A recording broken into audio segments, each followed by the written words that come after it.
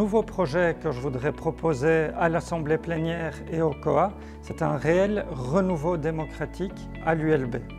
Alors je m'explique, il y a plusieurs dimensions ce renouveau démocratique. Le premier, par exemple, l'élection du recteur. Il faudrait que tous les corps puissent intervenir dans l'élection du recteur, comme c'est le cas dans toutes les autres universités belges. La deuxième est de s'assurer, notamment via un second tour éventuel, c'est de s'assurer que le recteur ou la rectrice élue ait une légitimité et donc une majorité absolue.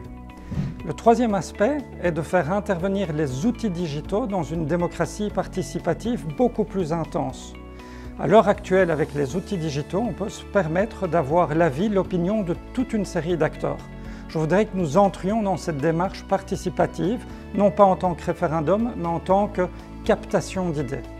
La quatrième est de réfléchir sur la possibilité de vote à distance, que ce soit par courrier ou digital. Ce que nous voyons grâce malheureusement à la crise Covid, c'est que toute une série de décisions normalement démocratiques sont prises à distance. Nous nommons des professeurs, nous prenons des décisions, l'Assemblée plénière prend des décisions sous des réunions digitales. Le tour indicatif dans les facultés, depuis très longtemps, se fait à distance. Or, c'est l'aspect principal de la nomination du doyen. C'est le tour indicatif, beaucoup plus que l'élection elle-même. Et donc, ce que je voudrais, c'est que nous évaluions la possibilité de créer un vote à distance, soit par courrier, soit digitalement. En 1968, l'ULB était la plus innovante des universités en termes de démocratie participative. Je voudrais qu'en 2020, elle redevienne l'université la plus innovante en termes de démocratie participative en utilisant les forces digitales.